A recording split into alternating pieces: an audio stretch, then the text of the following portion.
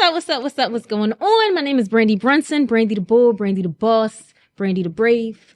And I'm Shahida Tinsley Cobbs, and we are still in Women's History Month. So I want to actually highlight my mom. And the reason why I want to highlight her is because before TikTok was teaching white folks how to dance, she was bringing me to her office parties in the 80s to show them all the new dances. So I definitely want to, shout my mom out, Jackie, for being the trailblazer. And she was doing it first. I'm crying. So wait. Would you would just show up and she would be like, Shahida, do that dance I like you to do? Show me that dance that she was doing the other day. And then they would just eat it up. And I'd be like, this one, Mom? Yeah. This one, Mom? Oh, my God. So embarrassing. But yeah, she was doing it first. That's hilarious. And we are here with Noel, Parnell, multifamily developer, real estate investor, scientist, Olympic athlete. If you're a superhero, just say that, please. Yes, absolutely. Yeah, so yeah, definitely. So Noel, tell us a little bit about some things. So first of all, let's break down the titles because they're from three different worlds that have no business being around each other. And so, like she says, scientist, Olympic athlete, real estate developer. Like, tell us like how you was able to bring all that together. All by, I would say, luck, So I started off as an athlete. So originally I had a track scholarship with the Roman Catholic. So I was an All-American there at Roman. Took a scholarship to LSU for track and field. Got into some trouble. Ended up going to Southern University, which is probably the best thing for me. It's Division I HBCU. So start out to Southern University. Oh, wow. Went there. I graduated twice. People don't know this. I graduated once in 2003, and my degree is in biology. And then I had to come back because they said they made some rule like, oh, you needed a PE class. And I was like, I was an athlete there. Yeah. So they made me come back and take swimming. So I had to take a swimming class like 2 years later. So 2 years later. Yeah. That's crazy. So did you walk down the aisle twice? Yeah, okay. I did. Yeah, right. Okay, because right. if it was only because of my line brothers, I was like, oh, because I was going to come back. I was Mm-hmm. like, the hell with it. Like, from P, I'm not going back down there for this one thing. But once I graduated, I listening to my mom, I came back to Philly and I worked at Tasty Cake as a scientist, as a food scientist. So I was doing two things at once. I was a food scientist back on Hunting Park, and then I was working at David Michael. I was just stacking money. David Michael in the Northeast. Okay. They're like I was a food scientist doing wet chemistry. So nothing is as it seems. So I'm one of the people that made the new like vanilla flavoring for mini wheats. So you make substitutes. This is wet chemistry. So I'm like, instead of using real vanilla, anything like that, we're just going there and making a flavor for like anything that make it taste like chicken, chocolate, anything. We're just making it in the lab and inject it. And that's what you would do to trick consumers. Yes. So wait, that's how some of the items on the shelves go from 5 ingredients to 100? Yeah. Okay. Basically. There we go. Basically. So nothing tastes as it seems. We used to do like sensory panels to make sure that people wouldn't be able to taste the difference in it. So basically that's what we do. We go to malls, like the Go-Gurts for kids, stuff like that. The deception. We did that basically. The deception of it all. And I had a coach that was like, yo, why you not running? And I was like, oh, I'm just working. And so I sent my resume in. So I was in Marion Jones training camp down in North Carolina. Okay. So I got there, and she taught me a lot about being a professional. She was so she's a dope ass woman. Okay. And when I say like how she approached practice as I'm always playing around anyway, but she is like a professional. All that hee ha shit before practice start, but once it's there, it's like all business. And she's an amazing woman, amazing athlete. So salute her. Yes. Got a chance to try out for the Olympics. So like I had an A time. So I was looking to make the 2008 Olympic Games. I did not make it. So like after 10 seconds, you 4 years down the drain. 10 seconds? Yeah, because you run 100 meters. So 10 seconds, you didn't make a team, and you everybody was dope in there too. Yeah. Only reason I ain't dope is because I was like, oh, my pop was like, that shit make your dick little. So I never doped. So I was like, I'm not doing that shit. Wait, no. Let's go back. Yes, listen, I be telling you, if that wasn't one of the precursors, I would have doped all over. Yeah, I would have been doping. Right. No, I'm not losing that shit. Yes. I don't need that drama in my life. That's not a gold ain't worth it. It ain't worth it. It ain't worth I'm that. crying. So I was like, no, I ain't doing this. That's the only reason why I never do. Okay. Never do that shit. But no. Okay. That's a But good reason. I still got selected to guy run for a blind person as a Paralympian. And so we still got to go to 2008 Beijing Games. So I have an Olympic ring. It was an amazing time because it taught me about being unselfish. Because all that time I was just thinking about, myself. And that's like every individual athlete. You always, you dream of, either going to the league or making winning a gold medal. Right. And that didn't happen, but I got to help someone else achieve their dream. And so that was good. And then post 2008, I let my father get in my head. My father and my stepmother, they was like, yo, what you going to do now? You didn't make a team. He said, it's time for you to go to, you got to get a job, go to work. And I was like, yeah, I guess you're right. I was 26. Yeah. I could have went for another, a 2012 games or some shit like that. It was 26. I was young as hell. Right. Yeah. Right. Well, if I could stop you right there, that's just something that we talked about in previous episodes. It's like the hustle, our older generation. Yeah. It's like you always got to be doing something. And we just figured out it kind of comes in trauma. You always got to be better. Yeah. For why? You can't chill out. So I understand that. And you can't let people's fears impose your actions. Right. So I knew they loved me, but it was their fear of it. Even my mom, she was like, you gonna leave this Tasty Cake job? Even when I left Tasty Cake to go down to North Carolina to run the train, she was like, you gonna leave Tasty Cake? And I was making to her, I was making good money. So I never remember coming out of college, I never made under 80.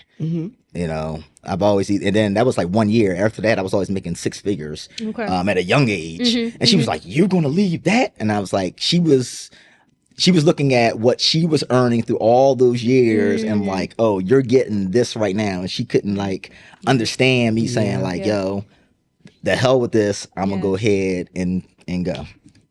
And I gotta, it's not even following a dream. I just wanted to see if I still had it and I could do it. Yes. And then, of course, I let my pop and I'm like, yeah, you didn't make it. I'm like, all right, fine. So I went to work at GlaxoSmithKline and RTP. And I'll never forget this day. I was working as a bench scientist in genetics. So doing stuff for COPD and different, this one was lung cancers and things like that. Okay. And I remember them calling us down well, let me back it up. Learning about adults, that's when I learned adults don't like to work. Because first, they got snow days, and I remember adults, I was an adult too, but I was telling them they were older adults in their 40s. They was slapping high fives for snow days. I was like, oh, they don't want to be here either. That's when I realized, they don't want to be here, because I never knew I never seen my mother I never seen my mom cry, whimper. I never seen her down. All I seen my mother do was work hard and just put in that work. And my mom always worked 2 to 3 jobs. So I had no knowledge of how much shit she was taking. She shielded me from that. Yes. I always appreciate that now. And also it's one of the reasons why my work ethic is right now, because I got 1 job. Okay. She was doing 3. Yeah. So I can't be bitching about 1 damn job. And she was doing 3 and taking care of the boys. Nah. Yeah, no. Shout out to strong women. Yeah. Right? Yeah, for real. I seen her chase, house was getting robbed one time. I'm going jumping over, but she literally handed me my little brother and ran this man out of the crib while the house was getting robbed. What? Handed my little brother to me and ran in there, John, and got these dudes out of the house from robbing us. Wow. They ran out the back door. She chased them out. Mine was different. Yeah. Mine was absolutely. different. Okay. So that right there, that does something to you as well, because then I start acting out after that, because then I wanted to prove to myself that I would never be scared again. Yeah. So I was doing stuff to impose yo, I have no fear of stuff, and it was just doing crazy stuff, whatever. Just to prove I will never be scared like that again. Trauma. You were, how old were you? I was 11 or 12 at the time. Okay. Wow. The thing that women transform into when it comes to their children, she didn't think of anything else. Yes. But, yes, protecting her children and what y'all had. So that's crazy. Right. and some shit. And they was just stealing trophies and shit. Still the remote control, no TV. Like it's just cracky and stuff. Like you still the remote control, not the TV. Oh man, taking my trophies and stuff. Melt it down, I guess. I don't know. But back to GSK in North Carolina. There, and they call us down, and they literally just like the whole building is being shut down.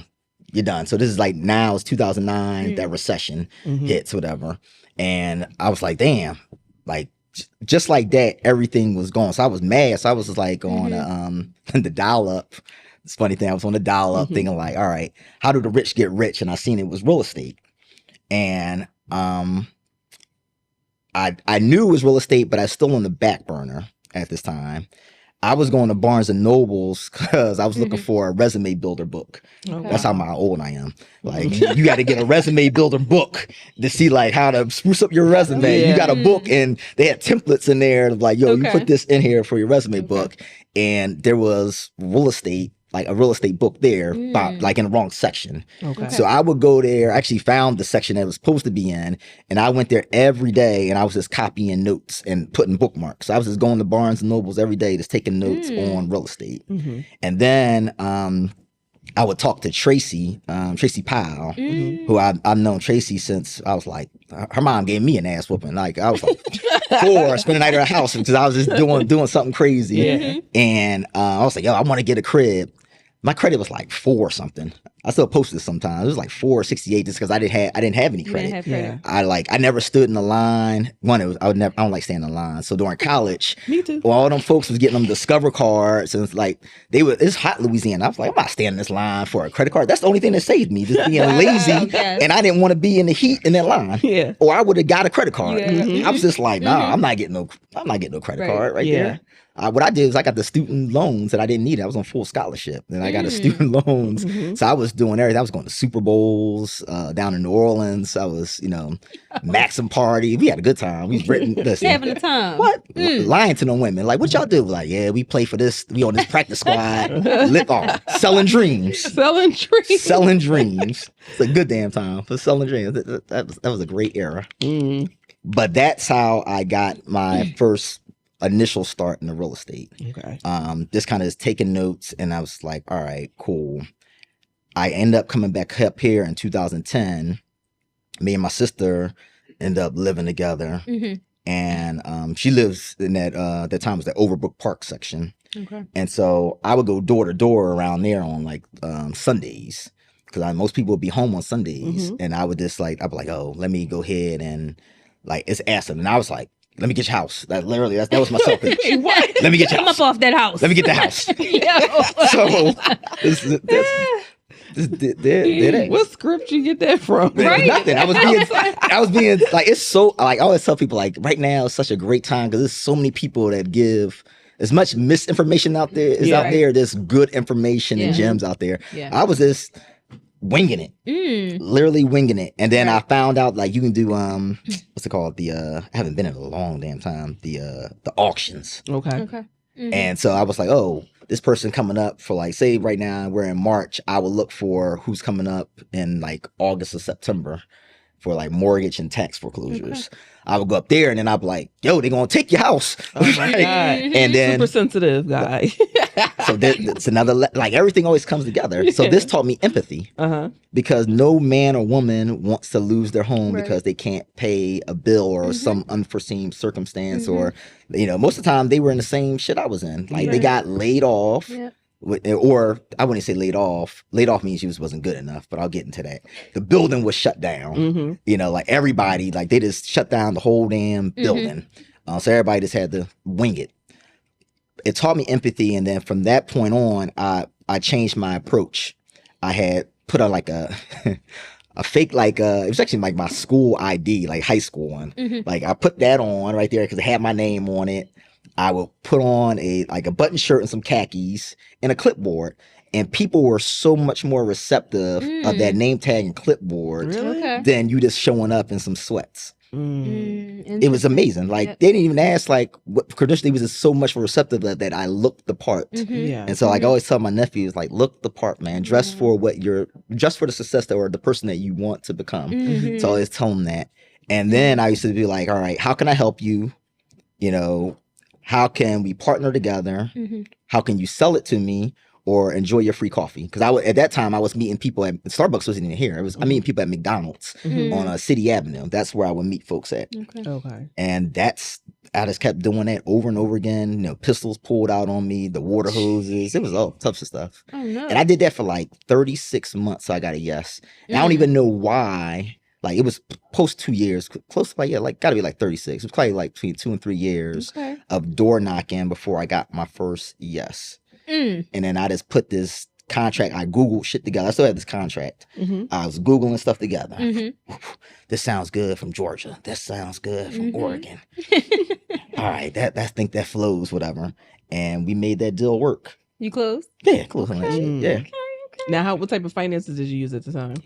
Seller financing. Oh, wow. And it was a seller, actually it wasn't seller, subject to financing. So subject to financing is that the mortgage still stays in the name of the current mortgager or mortgagee, the owner, and I take over the deed. So I end up bringing to the table about $1,500.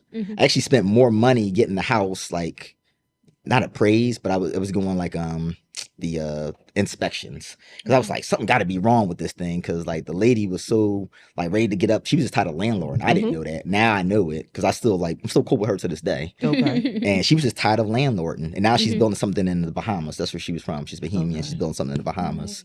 But yeah, that's how I got it. And I still have those tenants. Wow. I only have 2 single families left, and that's one of the single families that's there. The father is like 86. It's actually the only people I still collect rent from, because he's so old. Oh, wow. And they've been there for like 21 years. So you didn't even occupy the property. You just They were bought it already as there. a- Okay. They were already there. Her mortgage was with PNC at $349. They were paying $850 at the time. So I was already making a profit. Now I've raised their rents up since then, but they're only paying $1150. So they're still way under market, because I renovated their kitchen and bath about 3 years ago. Okay. So they're still way under market. But they cool folks. I want to sell it to him, like to at least to his wife, because he got a little young wife. She like 20 years younger than him. So she like Oh, she like 60 something now.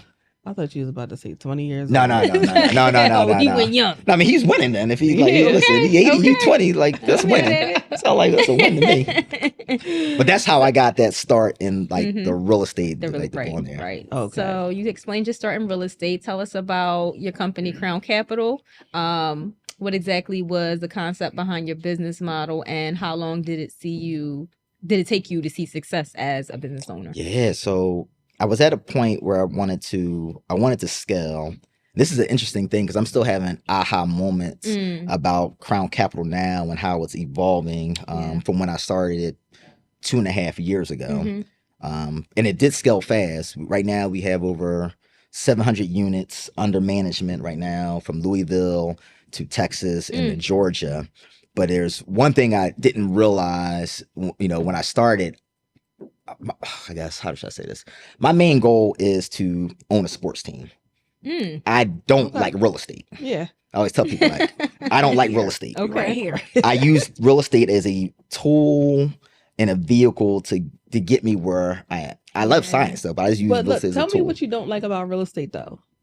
Real estate is easy. It's the people that are hard. Because real estate is actually easy. It's numbers. Is the people there that make real estate, intriguing and cumbersome at times. See, that's the thing. See, that's what I always say, like, I like real estate. I don't like the people. It's the people. Yeah.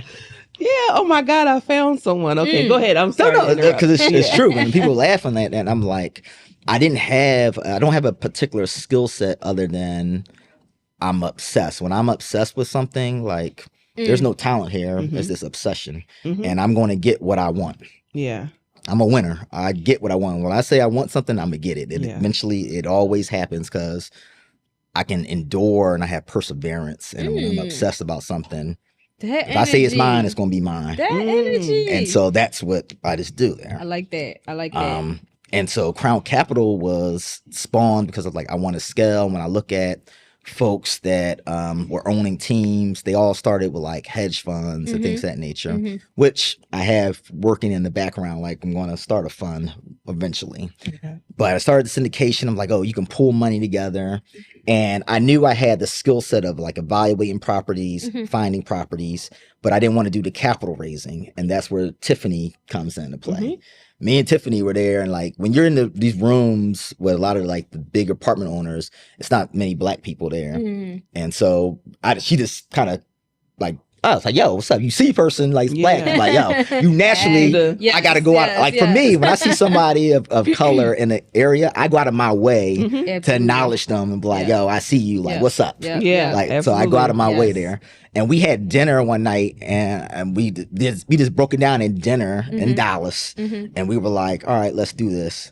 I'm gonna go acquisitions, asset management. She was going to do capital raising, and it has shifted because now we have Lupe in there, and Lupe does the capital raising. Okay. Tiffany makes sure like all the back systems. Actually, she holds that shit together. Like women hold the stuff together. That's why I like doing business with women. Yes, they're amazing. They two are amazing. I probably drive them crazy. So, because like I don't be understanding like pronouns and stuff, and they're like, yo, you can't be saying that. You can't be doing this. I'm like, I don't understand. Man. So I'm like, I don't know when to use they, him, the her, or Z's and stuff like that. Right. So then I just sometimes be shutting up. I'm like, I don't want to be get this in trouble, whatever. Yes. But they're great. But what I learned from that and this aha moments is that a lot of people in the syndication area, they're doing, they're pulling money together from folks like retirements, things like that, and they're buying properties, but they're doing it because of they need the acquisition fee. Okay. So like that's as a general partner, you get 2% of the acquisition fee of any deal. And that's how they're surviving. I didn't need that because I already had a large, at that time when I started, I was at like 110. So I was already, I was netting anywhere between like 24 and 26,000 a month anyway. So I didn't need that to survive. Where other people, so I'm always looking for quality, not quantity. And then I didn't want to flip apartment buildings. So that's what they're doing. Like you hold an apartment building for like anywhere between like 3 and 7 years. You get out of it, either you're selling it or you're refining it and then on to the next. To me, that's a flipper. And I was like, I'm not exchanging one rat race for the next. And that's where I'm at right now. I'm like, yo, like this path was like, I don't like that, whatever. Because that means now we got to find people to raise capital for again. You got to have that anxiety. For me, it's an anxiety when I'm holding someone else's money.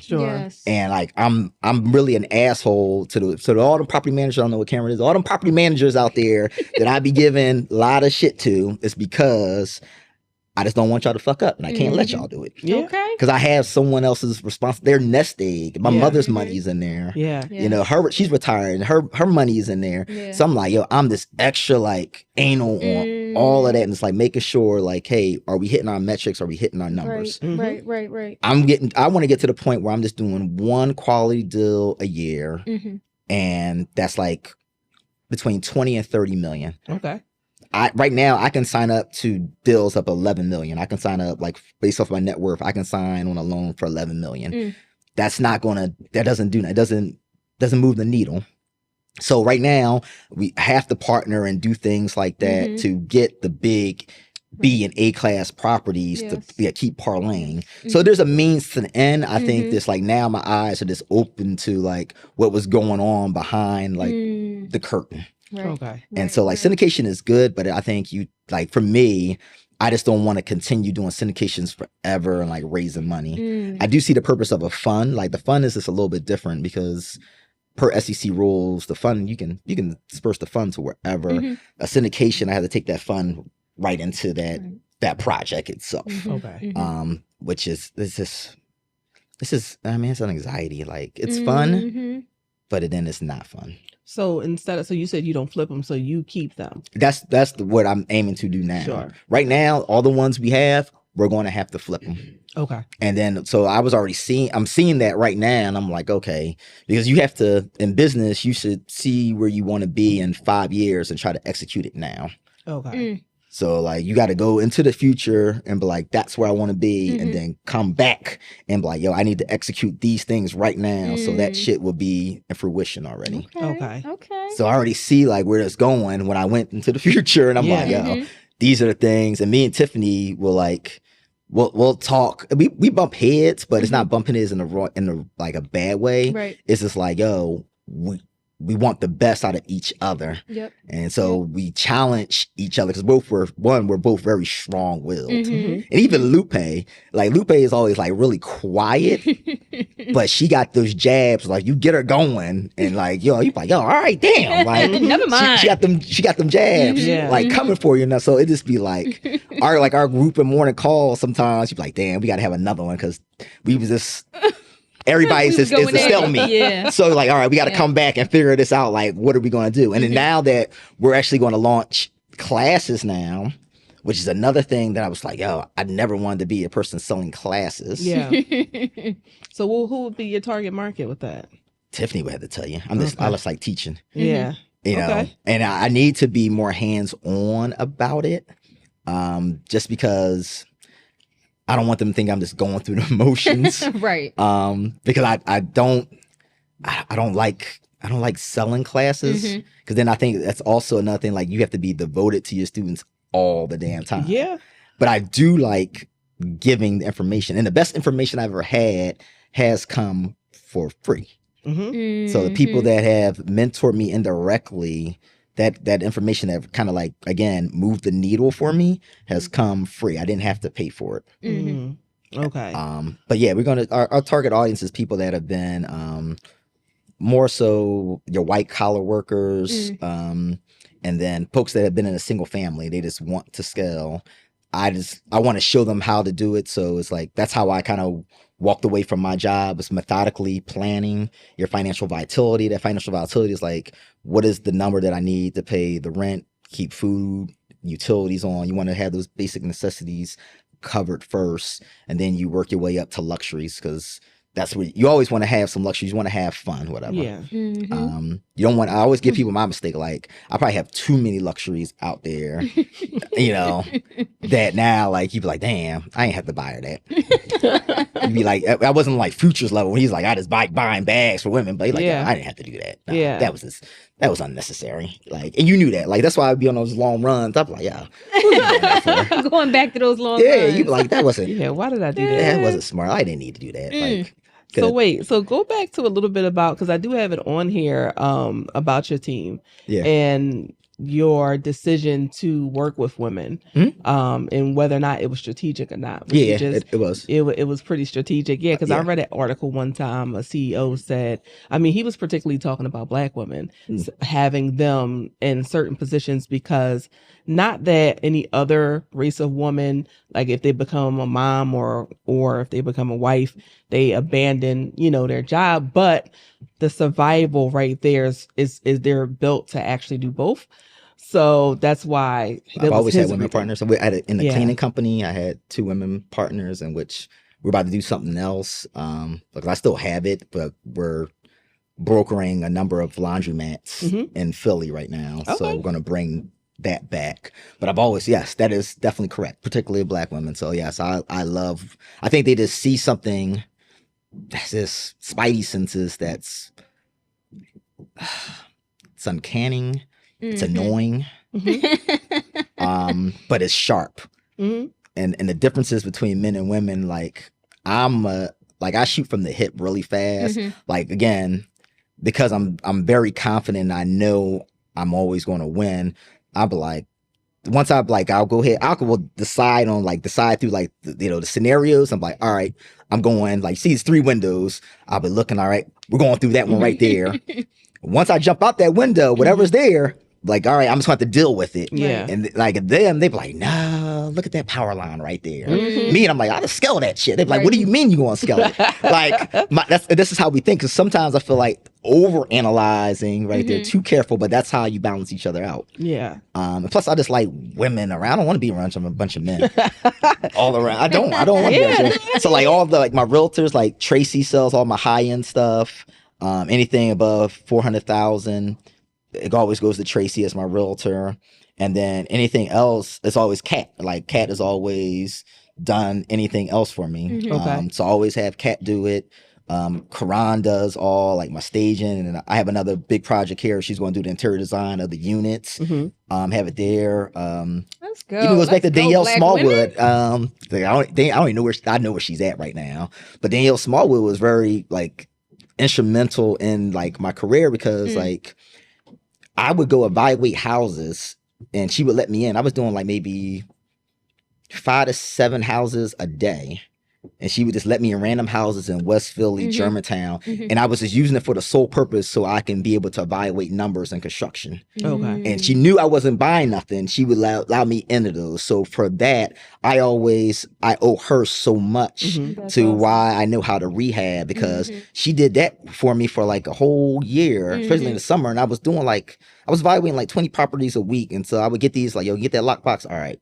And she would come with me sometimes, other times, like I would just go. Right. And we like, So I owe so much to her, like how she parlayed my career. It's like the little things there to allow me to go into these properties and evaluate, knowing like, guess what? She wasn't getting a sell from that. Sure. Other than like, yo, our friendship. Yeah. So I always salute Danielle. That's my homie right there. Awesome. She's being a mother out here. We love it. We love it. Because I'm always looking for examples of men and women being able to work with each other without any funny business going on. Because, you know, most men that I'm around, like, you know, that's not a thing. You know, if you're around them, it got to be something funny going on. Because you do that, you're going to fuck up the money. That's okay. That's what I be talking That part. about. Fuck up the money. Because like once Don't fuck up the money. Because once crazy comes from the woman, like you can't undo that crazy. No, you cannot. And then there's that crazy there, like it's downhill. And so I've seen it so many times. So again, what you can't fuck up. You can't undo the money. You can't fuck up the money. Fuck up the And you money. can't mess that. You can't let that crazy out. No, not at When that all. crazy is out, nah, it's.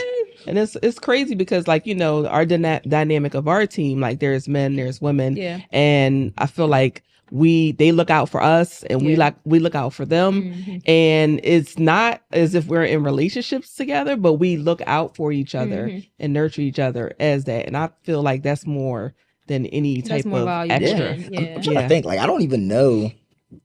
Like, most of the dudes and women that I know that I guess quote unquote successful in real estate, like their spouses, their wives, they're not even in that in that industry.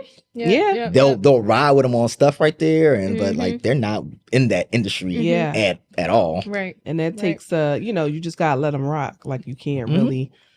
You got to be with and do business with who you got to do business with, and you just that takes a strong woman too. Absolutely, that takes a strong woman too with a certain kind of personality. Yeah. So, but it's good to have that there because, like, I used to operate in chaos, and my one of my former, and I was like I said, I was just good, just operating like, yo, whatever's going to be, like, I'm going to win, and it has always been proven that way. So I didn't have nothing there to be like, cut it out, you need to change this. Yeah. And then my friend Veronica was like, yo, you need to slow down and put some procedures and back up.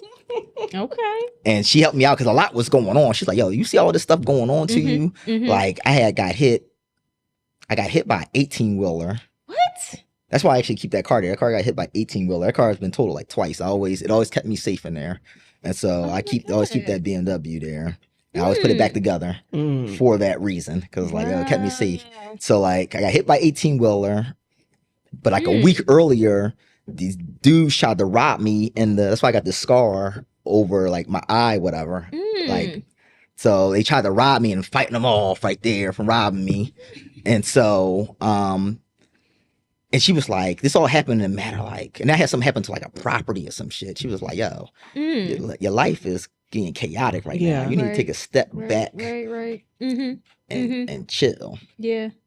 And like she like put these procedures and stuff. Listen to these audio. She actually got me one listen to audiobooks and shit. I love it. Thank you, Veronica.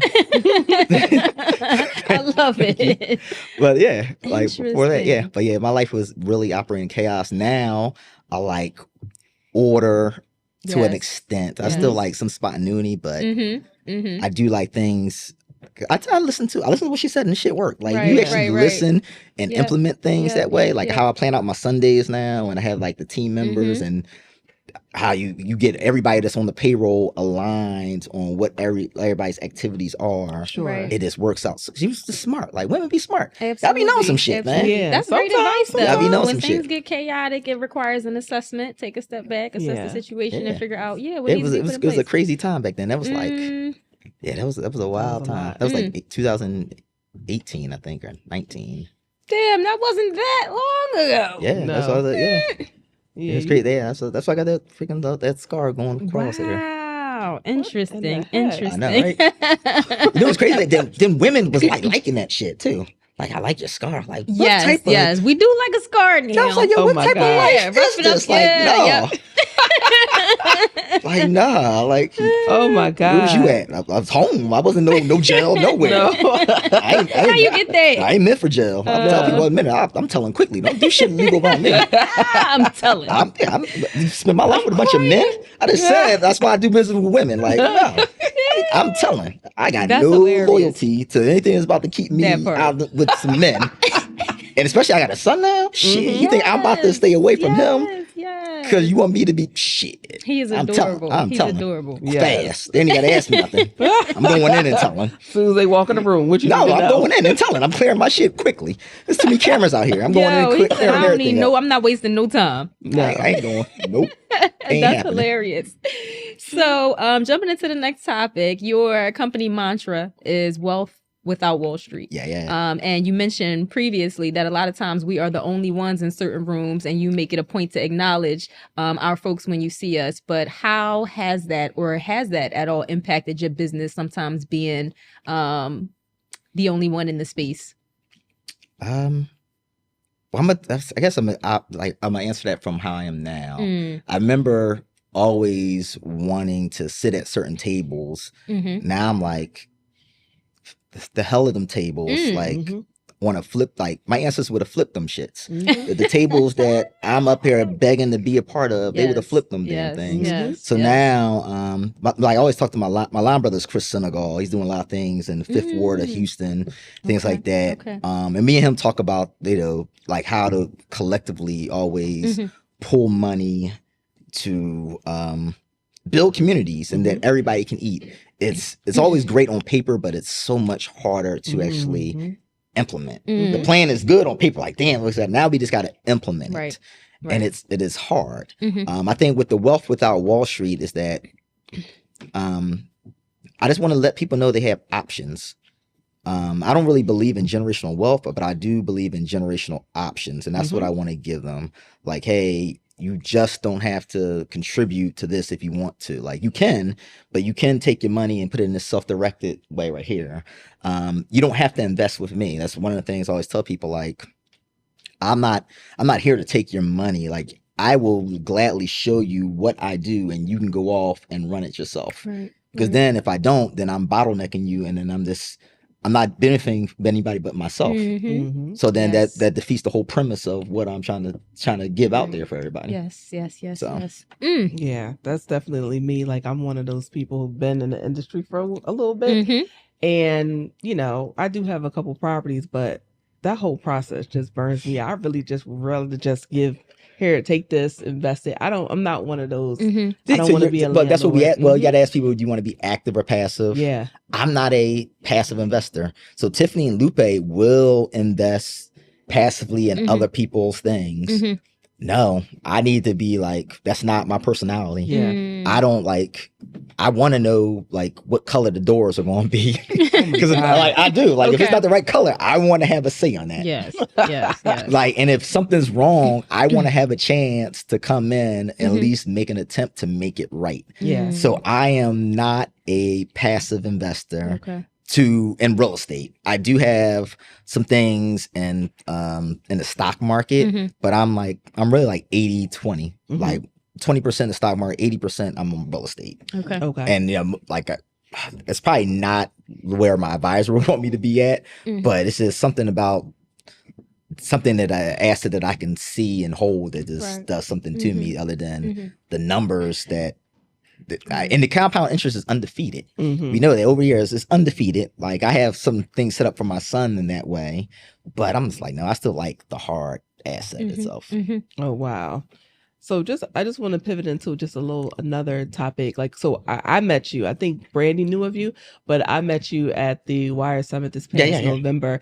And when I met you, you had your son. Yeah. And I was like instantly jealous. I was like, because I would never bring my kids anywhere over the years of being in the industry just because how it looks a little different if a woman does it. You think it does? You think I never even had pictures of my kids up at offices that I've ever been at because it would just be like, oh, so you're not able to go, or you're not able to do this because you probably have this going on. So tell us a little bit about your son. That's funny. His name, and his name is he Kyler. 1 or 2? He'll be 2 in May. Okay. But it's interesting you say that because like when I was in industry in pharma, all the women would have pictures up. The dudes would never have pictures of their kids up.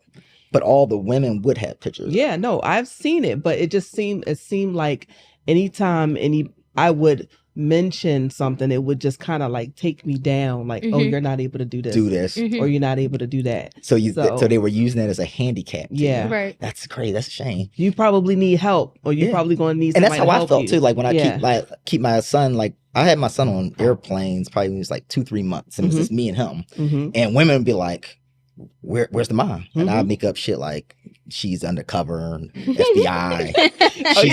She's in prison. Oh, she's part of NASA. I'll be making up shit, whatever. But then they would think that I just couldn't do it. Like, oh, do you have this? And I'm like, no, I'm just giving him. I would make up this shit just to annoy them. Yes. I can carry this down. I'm like, no, I can carry, because I had a Duna, so I love the Dunas, and I would just carry that with me, the stroller and the bag, and I would just carry everything with me, and I'm like, him, there, everything. And they just like, where's the mom? Like, why? Like, the dad is here. Like, what I need the mom here for? Yes. Like, moms are needed, but I'm just like, I felt more of that. Like, what is all this with femininity? Like, as if you're not capable. Energy that you guys are giving me here in the airport. Right. Where's the mom? It's funny. All the time. Or in Target. Like, I was picking up a Breeza one time, a baby Breeza. And y'all have young kids out there. That baby Breeza is like a coffee machine for baby formula. You just set it in formula, it automatically heats it up. That shit is amazing. Yeah, like the right temperature. Yeah, you just ounce. It's like a daggone machine. Yeah, I love that thing. Right. And I remember, like, the lady was like, "So you doing that by yourself?" I'm like, "Yeah." Like, but she was just kind of looking at me like, why? First of all, are you doing it by yourself? Or I still get this to the day, like, why am I doing the grocery shopping? This lady talks to me at Wegmans all the time. All the time. Like, why you don't have a wife doing that? I was like, I don't want a wife. but going to Kyler. Oh God! So it's Tyler. Kyler. So he'll be 2 in May 17th. So so you waited till you was ready to have a kid. No. He was technically a love child. Okay. So that whole story was like, me and his mom we were just good friends, but we were just at that time we were just having fun, you know. We was that's it. And to back it up without disclosing, because it's going to be aired to how much information. there was a friend that needed me. Oh shit! How do I? Yeah, I don't want to get him in trouble. But oh man, there was a friend that needed to go to Cabo with a young lady, and he was like, "Yo," he had a girlfriend in LA. He was like, "Yo, come to Cabo with me because I needed to call out of your room." So I was like, "That's a lot." I was like, "All right, cool, man, I got you." So I was like, all right, who's fun? I was like, all right, I'm gonna bring her. She's fun. Like, we always have a great time and everything like that. Fun. He would make his calls right there. But that's how it started. Now we both mid-40s. He 2-in with that girl from Cabo, and I'm 1-in. Right. Look how that ended up. I always tell him, like, look how that ended up for us. You're ahead of time. Yeah. Wow. Look at that. And that's technically how that parlay, you know. And I always say that kind of lead, but that was just me being a good friend. And I was like, all right, cool, I'll come. Like, I was like, yeah, I'll come to Cabo, let's do it. Oh man. Well, it seems like y'all do a good job at you know, I guess co-parenting. Yeah, I think I mean it's I think it sounds like you are, like you said, you shoot from the hip, but I feel like with co-parenting, especially with a guy, if you're honest and if you say what it is, it's easier for women to take that in, get over it, and Somewhat. I'm more so not guarded of how I speak of my son's mother, but regardless, I owe her so much because she's given me the greatest blessing. Yes, So regardless of our situation, right. I have that respect and honor for her. So I will bite my tongue on certain thoughts because I never want anyone to think something of that of her because of she gave me my greatest blessing. So she gets grace from me because of that right there. And I'm sure she gives you grace as well. Are you a piece of work, Noel? Oh yeah, I'm a bit of an asshole. But I mean, we do it well. Like I'm the primary. I have them from Sunday evening to Saturday morning, and that's it.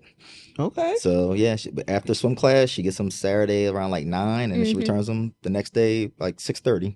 That's it. Did you know what type of father you wanted to be once you? Yeah. Because I didn't.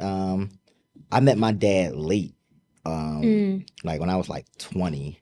So my sister had actually found me beforehand. She found a picture that my mom sent my dad in the back of his truck, and then he wouldn't answer like who is this, you know, and then she asked her grandma. I was like, oh yeah, his grandma lived right there, 62nd Spruce. Let's go down there. Grandma going to tell it all. Grandma always. And so her grandma knew, like, grandma's like, yeah, he lived right there. His grandma lived 62nd Spruce. And then she came up and found me. So I had a relationship with my sister since I was like 14, 15. Well, way before I had a relationship with my pop, whatever. And we still talk about it now because, like, she was always like, "Yo, I don't know how you can be so cool about certain situations." I'm like, he said he was sorry. So what? Like, I can have a relationship with him now, and he's one of my best friends. Like, it's guidance. Like, he told me, he's like, "Yo, I fucked up. I'm sorry." Yeah, that's all I need to hear. Like, he didn't give no excuses. Like, yo, all right then. I feel like the excuses makes it worse. Yeah, so I can accept that right there because, like, you know, play accountability is important. Accountability is important. So like that was enough for me. So like I can't be holding on to that stuff. Right. But it also made like I always wanted to be a good father for a reason, and then I was looking at my dating. You ever look at these long runs? You think about your dating choices. You know, and you'd be like, that's why I had to stop dating women with kids because I would become attached. Like, we would break up, and now I'm still taking care of the children. So, like, you know what I mean? Like, you know, she's my goddaughter, but she still lives with me. She'd be 19 in July. Right. But, like, me and her mom dated back when she was 5. Oh, wow. But she's been living with me for all through high school, everything like that. But that's just, and there's nothing wrong with that. But you just think of, like, how long I met, like, it was me, because no one needed to be saved. Her mom was fine. She would have been fine. No one needed to be saved. Right. It was me being like, yo, I really fucked up over your mom. Like, your mom really didn't do nothing. I was the one that fucked over her. Like, I don't need to fuck over the kid.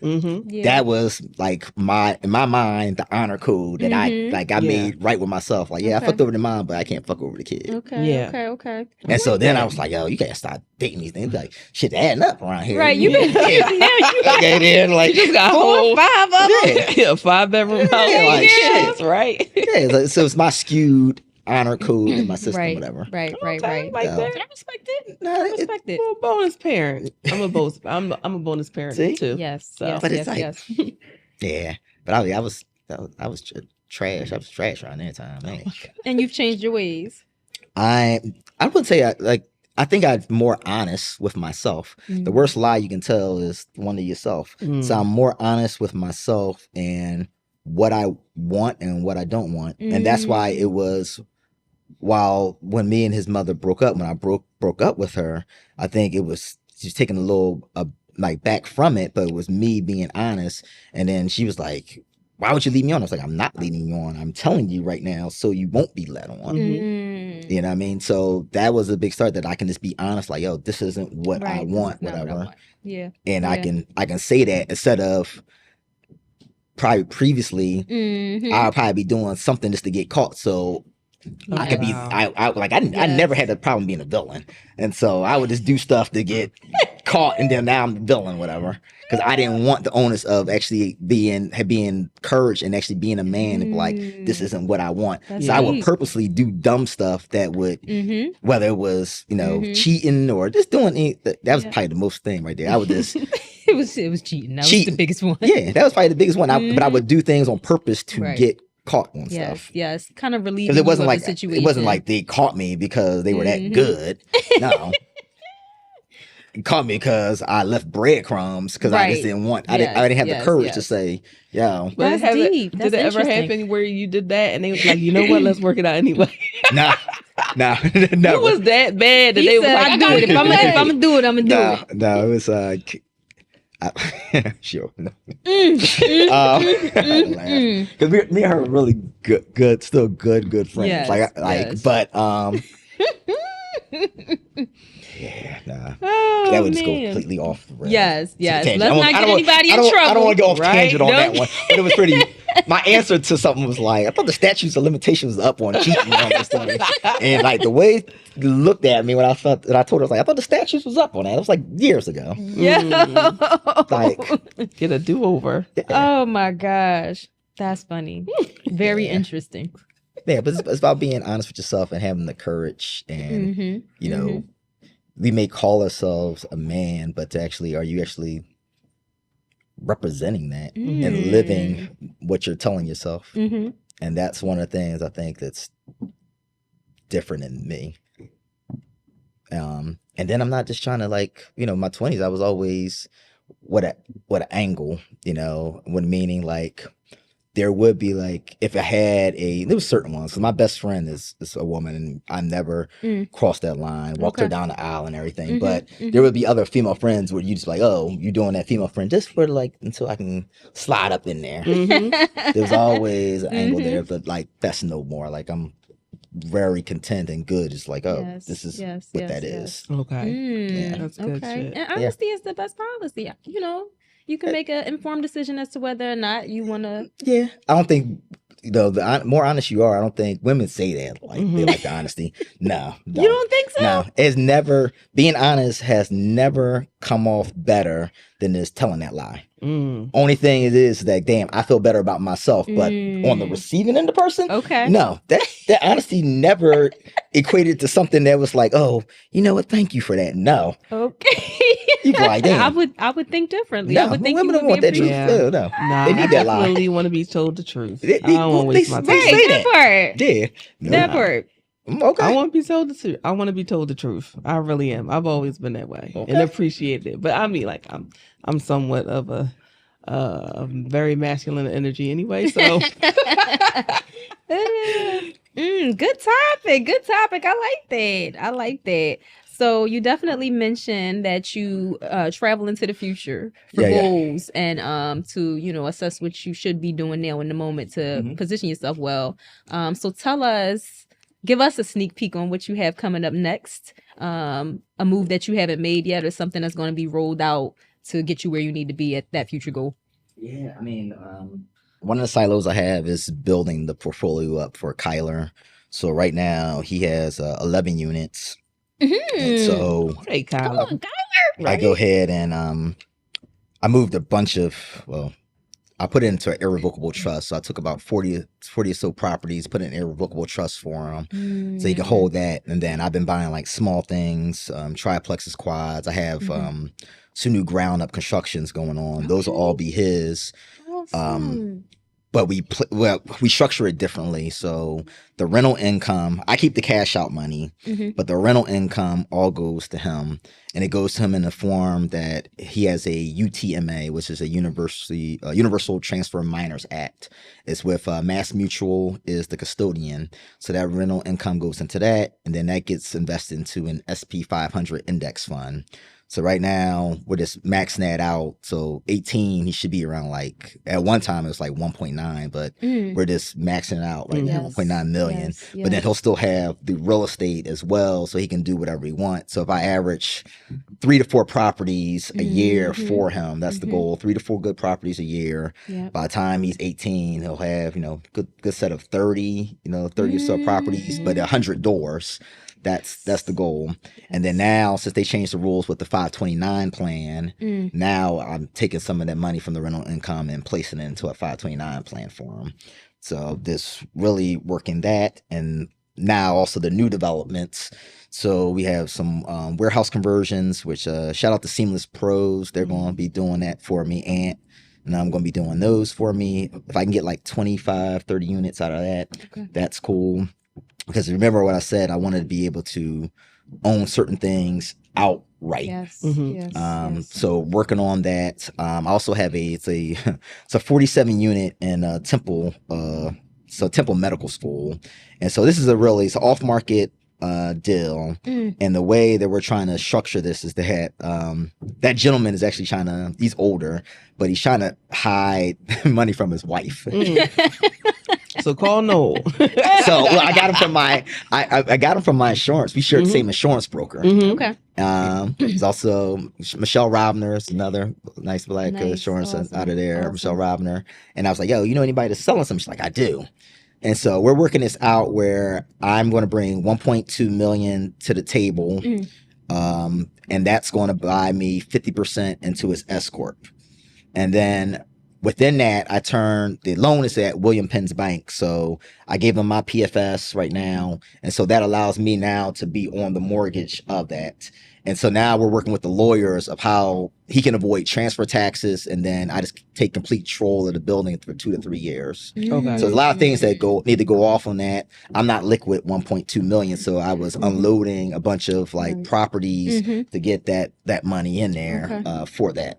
So that's something that's working on. And then Texas, we're working on land development and finding, I'll call it like the quality properties that we can buy with investors through syndication, but refi and give them 100% of their capital back, and then give them lifetime equity. That's what it looks like to me. Give them lifetime equity into the property for them helping us out, and just keep parlaying that way. And then the fund. I'm looking to start a fund right now, so hopefully that'll be launched within the next 2 years.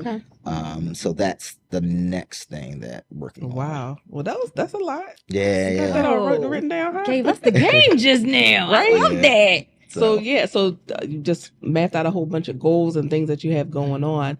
But I don't know how spiritual you are, but the things that we manifest and our goals about what we put on paper, but what do you pray for? I don't pray, but what do you, all right, so let me, because I don't want to offend anybody, because I grew up Catholic. Yeah, I did.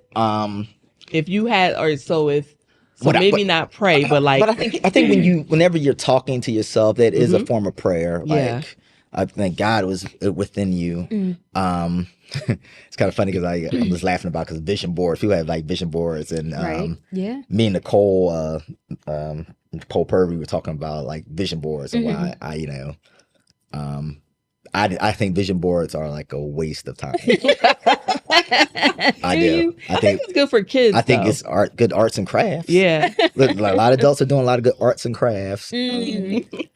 Instead of being methodical and planning out how you can obtain those things. Now, the vision board without that action and how the steps of how you can do it, to me, is worthless. So, and I'm not saying like the vision board is worthless, like you just have to have actionable steps and directives to actually achieve those things. And that's like the missing thing in vision board parties. Everybody's just like, they have vision board. I know, but vision board parties. And you been to some? You haven't? No, I haven't. I haven't. I've definitely been to a 1 or 2 or 3. No, I did. Not for nothing, but when we were at a different brokerage, they had one, and I was like, "What are we doing?" But it wasn't. It was like on a computer. It wasn't cutting anything out. But yeah. So I mean, I do. I can't say I don't manifest, as I said, like that is me when I'm going there and seeing it. And then I'm always even when I'm driving, sometimes I'm visualizing, I'm seeing the person I want to be in present time. It's almost kind of weird. I don't know, like I know it's not no, not like Cleo the Psychic. Remember Cleo the Psychic? I remember Cleo. Cleo, that was a moment.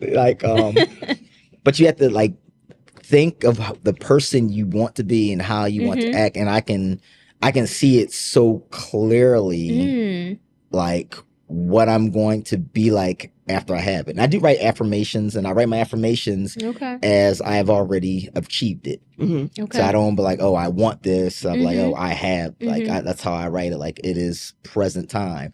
So someone might be saying that, oh, that's stupid too, whatever. But I guess maybe I'll change my thoughts on those vision boards. You just need to have actionable steps. Yes. Okay. So I'm sorry for everybody else offended with that post right there. Well, maybe not a party. Not the party. So how different is the version that you intend to be from the person you are now? How do you think you're far off from who that person is? Not far off. I think it's also, I'm a father now, so that's also changed a lot. And how I want to be present, he's my greatest asset. And so it puts things more in perspective with me with him, is that, he's always smiling and joking. So I can, like, he's always with me before he was on a waiting list for a while of school. So everybody was like, oh, you always keeping them in videos. Like, no, that's what I had to do. Like, he had to be in these trenches with me going through things, or he be in the videos. So it's like, who else was going to watch him? Like, that's what it was. But he gives me a different, like, outlook on things, because I still don't believe in work-life balance. I made that post on Facebook. Like, I think work-life balance is a lie perpetuated by unsuccessful entrepreneurs. Interesting. And that got a lot of uproar. Because like there's a lot of entrepreneurs follow like, what you mean? I had this balance. So basically it was a two, and I guess whenever this or like airs, people will understand it, because like I do more marketing now. Right. And now I am placing more things to incite people to come to the page. So that is a good directive. And like the market company is like, can you do this? I'm like, yeah, I love basically being an asshole. It's like being my natural self. So now I'm just really like, hell yeah, I can write this up right now. Goodness. Like, and that'll get people like incited, like, what? Yes. And what was funny about this post was that all the men agreed that I was correct. All the women split down the middle, was like, you're absolutely wrong. Right. And I was like, damn, Dan, it was like, we need to get a panel on this, because why do all the women, think that there is work-life balance? Right. And I just think you guys are natural nurturers. Yeah. No, I agree with you. Like most of my career, like I was putting more effort in being a wife and mom than I was in my business. There's never been a time where as though I was doing both of them great. Absolutely. At the same time. And that's what I was getting at, because like it was coming when I read the post and down on like social media, and I was like, man, the women are getting really like, I mean, long blurbs. And they was getting into it where I started reading. I would ask my VA, I was like, read it, and then you tell me what they would say, whatever. And then I was like, all right, this is how you respond to that. Or guess what? If I knew the person personally, then I would go ahead and just chime in to them. But you always begin with, I respect your viewpoint or your opinion. Yes. But I thought that was interesting, because that's what I was getting at. Because like success is subjective. I want people, to get that, like, success is subjective. So no one can put a rating on what you determine success. The next thing I want to ask people is like, all right, if you think that is incorrect, I want you to go back from 3 to 5 years, whatever goals you made. I want you to look at them for that year, that month, and then tell me, did you hit those? If you didn't, you don't have to post it. It's just for yourself, analyzation and evaluation. And if you didn't hit them, why? Most likely is because you had 1 foot in and 1 foot out. To be and this is again my opinion, to be truly great at something at your craft, it takes 100% effort and consistency and discipline in that realm. That's why the great ones are great. If you look at anyone that's great, it's because of that, and they sacrifice a portion of their life for that. Now, is that worth it? When I look at that now, beginning when I told you, it's like, there's no talent here, it's obsession. Well, is that obsession worth not spending that time with my son? I had to ask myself that because truly, you only get about 15 summers. Maybe not even that. Maybe like 13 summers before they want to go off doing other stuff with their friends, and then like they're off to college or whatever they want to do. Yeah. So you get about a good 13 summers with them, where they like, guess what? They want to, or they have no choice to be around you. Right. And it's like, do I really want that time to go by where I just want to be like, yo, I accumulated things, but not these memories. Yeah. No, you're correct. Yeah. So, I had another post this past Friday, and I was like, be careful of who you become while you pursue the things you want. That's good. And you have to. And so when I look at now, like, what does that balance look like to me? That balance to me is being class dad. I like bringing snacks into the kids there. Yep. That's the balance to me right now. Yep. I completely agree. I feel like even with being a parent, like that, having to go to work and having to, like, let's just down to what you feed your kid. Like, I would love to not get any type of, store-bought crackers. I would like to stay home and make crackers and all that so that they have the best actually of everything. But do you have to do those things? So the balance is, and it doesn't exist. No, I tried that shit. My son did not like them. I made I made homemade like gummies out of strawberry puree and with the gelatin. You make those. Like, he was not feeling them. He said, "Hold on." And I don't give him sugar. Like like I didn't grow up in that household. Like my mom was very like she's always working out and athletic, and that's how it is. My dad's a one-upper. I didn't really anything I like achieved. Like, I did that back in like 69 or 72. I'm crying. That's hilarious. I'm like a one-upper. Yeah, he's a one-upper. Anything like that. That's he's gonna say he achieved it later on. You can't prove him wrong. Can't prove him wrong. Like, Right. He tells stories. I wasn't in Vietnam. I don't know. Like, I don't even know for sure if he's Vietnam. Like, he said that shit. I don't know for sure. Like, nobody got a record of it. He just be talking, That's hilarious. The only true story is, like, my mom said, like, how they met. Because my pop, in North Philly, is at Edison. He scored like 3 touchdowns in the game. He said, my mom was like, he pointed to me in the stands. I said, oh. Okay. That story was consistent. Yeah. That story was consistent in high school. That's it. But yeah. Oh, wow. Well, this is amazing. I'm just so fulfilled by this interview, the information you gave, the energy. You brought the energy. Yes. You said, Dick. I'm happy about this. Was this the first guest to say Dick? Yes, it definitely was. Y'all funny as hell. Oh, man. Yeah, it wasn't worth getting the gold for. Yeah, Well, we appreciate you coming to sit down with us. No, it's a great time. I mean, man. If you want to come back, let us know. I do. I love the energy. I love the couch right here. So yeah, absolutely. So this is episode 8, ain't it? Yes, episode 8. We're doing something here. Yeah, we're a little something. We're going we appreciate you. So y'all have a good day. Thank you. Thank you. All right.